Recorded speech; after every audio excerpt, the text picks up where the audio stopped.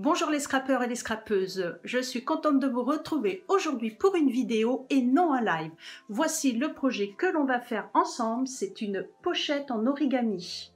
Donc il va vous falloir une feuille 30-30 imprimée, un morceau de ruban, des poinçons cadres décoratifs, le set de tampons pétales manuscrits plus les poinçons et n'oubliez pas les feutres, les Stampin' Blend.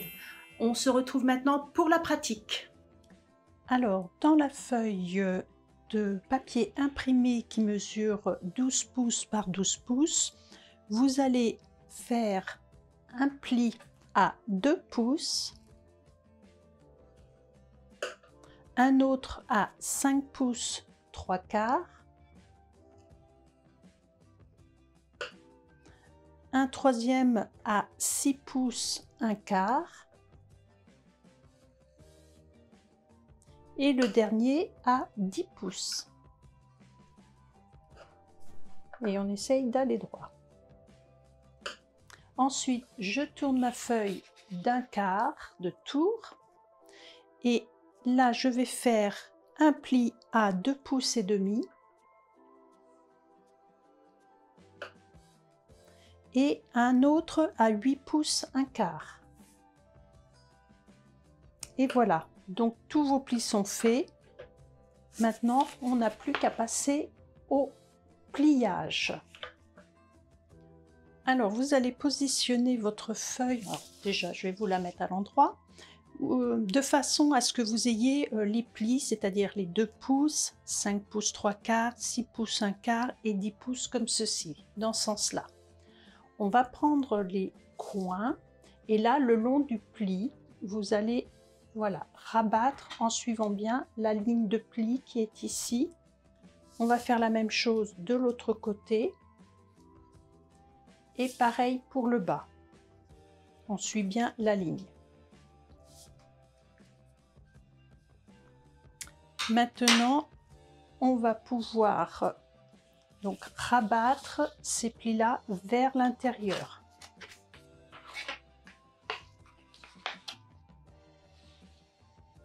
Et je fais la même chose en face.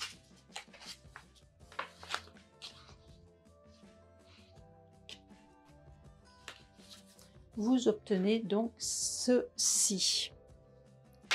Maintenant, je retourne ma feuille. Je vais rabattre donc au niveau du pli qui est ici. J'appuie bien avec mon plioir en os pour bien marquer les plis, c'est important. Et on va faire la même chose avec le pli plus grand.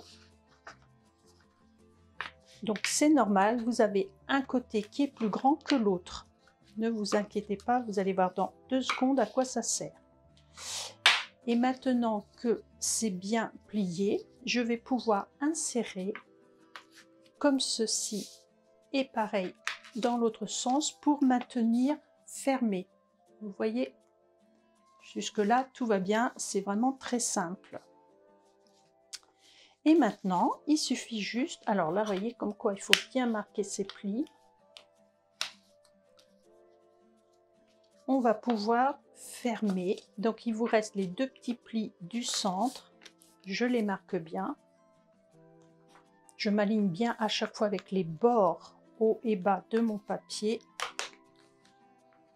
Donc ça, le premier, et le deuxième petit rabat.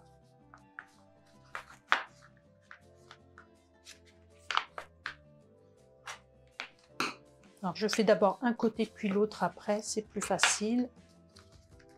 Et voilà, donc ça nous fait notre petite tranche et notre petit carnet. Je cherche le sens des fleurs. Voilà, notre petit carnet, il est réalisé. Ah, là, j'ai pas plié dans le bon sens. On va rattraper. Voilà, c'est tout simple. Comme ceci. Maintenant, on va passer à la décoration. Alors là, je voudrais vous parler du vélin chatoyant Incolor. Les nouvelles Incolor qui vont jusqu'en 2023. Donc, c'est un papier vélin qui est transparent. Et c'est surtout, il est chatoyant. Alors, je vais essayer de pencher. Regardez, voilà. Vous voyez comment il brille. Il est franchement magnifique.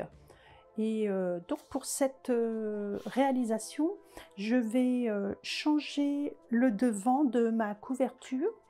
Au lieu de mettre un papier cartonné traditionnel, j'ai envie d'utiliser ces papiers-là pour voir ce que ça va donner. Donc je vais faire ma découpe et on se retrouve tout de suite. Donc pour faire la découpe, j'ai utilisé mes poinçons qui sont ici. Je vous rappelle leur nom. Ils s'appellent cadre décoratif. Voilà. Donc j'ai utilisé ce modèle parce que je trouve qu'il est bien adapté. Il est en longueur. Et donc voici ce que ça donne sur le papier velin chatoyant. Regardez comme ça brille. On dirait qu'il y a plein de paillettes. C'est vraiment magnifique.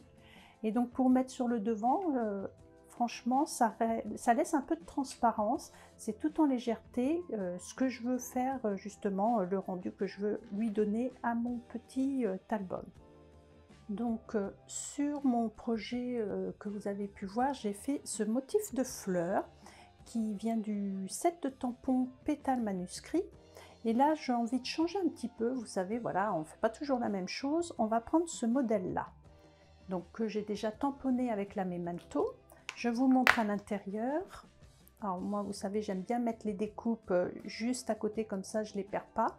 Donc voilà, ce sont les nouveaux, vous savez, je vous ai déjà expliqué la semaine dernière, où dans le fond, vous avez le motif, votre tampon, clear, vous avez juste à le poser dessus. Moi, je garde la petite feuille de protection. Et donc voilà, nous avons toutes ces jolies découpes. Il y a même une belle bordure avec un effet fausse couture, des feuillages, des fleurs. Enfin bref, il est très complet ce lot. Et comme à chaque fois, Stampin' Up, quand il lance un nouveau lot comme ça, vous pouvez l'obtenir à moins 10% sur l'ensemble. Donc au niveau des couleurs, j'ai utilisé les nouvelles couleurs, c'est-à-dire la Frésia en fleurs, donc le clair et le foncé, et Soyeuse succulente, pareil, le clair et le foncé. Donc on passe à l'étape coloriage.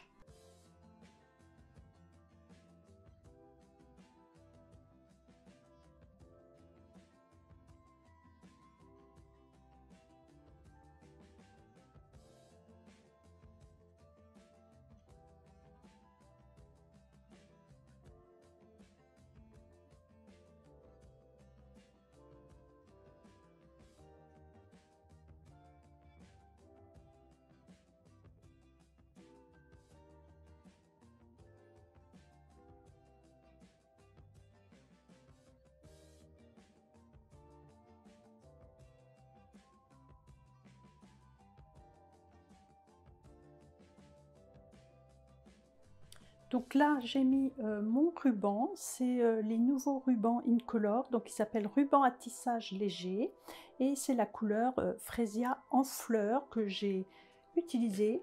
Comme vous le savez, cette couleur, franchement, par rapport à mes goûts, eh bien, je l'aime bien. Franchement, je la trouve très jolie, très douce. Donc nous avons notre découpe que je vais venir positionner. Nous avons également là ce que l'on vient de faire, notre coloriage avec les fleurs. Et pour finir, je viendrai mettre donc des gemmes géniales. C'est tout nouveau aussi. Et je vais utiliser donc les couleurs vertes pour faire ressortir. Alors, c'est parti, on y va.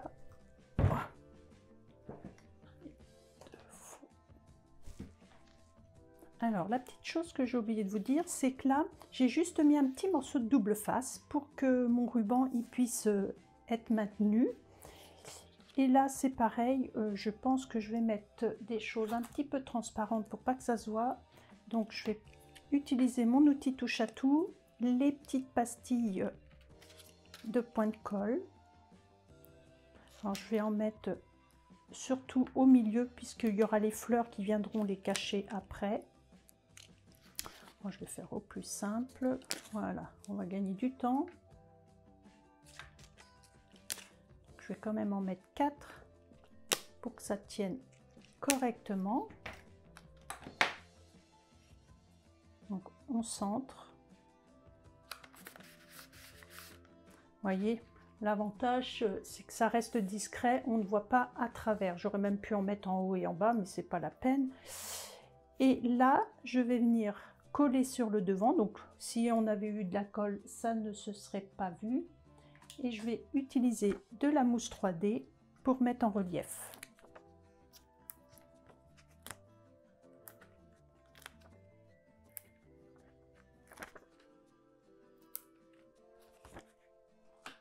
Je vais utiliser également des petites mousses 3D pour mettre sous les feuilles pour que ça tienne bien.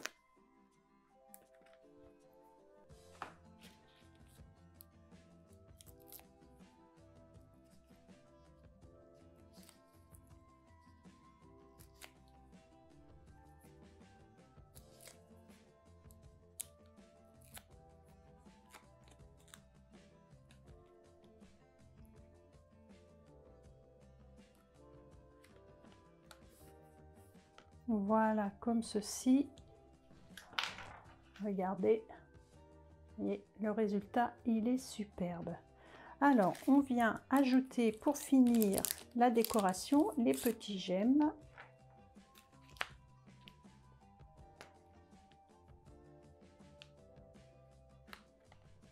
Je vais en mettre de différentes tailles.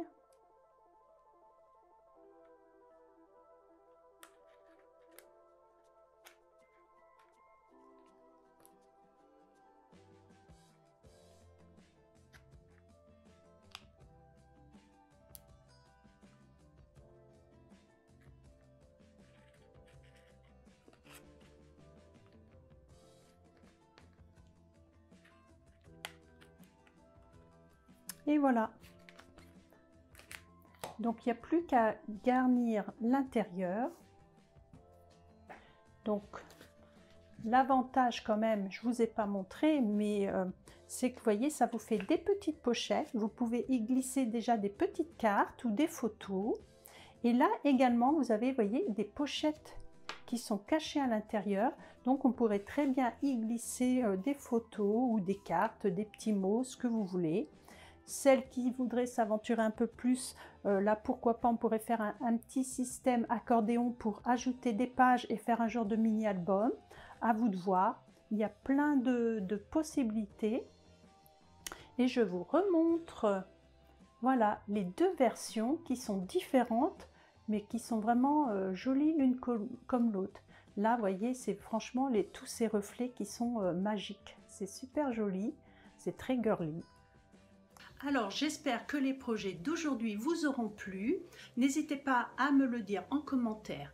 D'ailleurs, si vous souhaitez davantage de projets avec de l'origami, pareil, vous pouvez me le dire. Par contre, la semaine prochaine, ça ne sera pas un projet pour vous, mesdames, mais pour vous, messieurs. Surprise! Bye bye!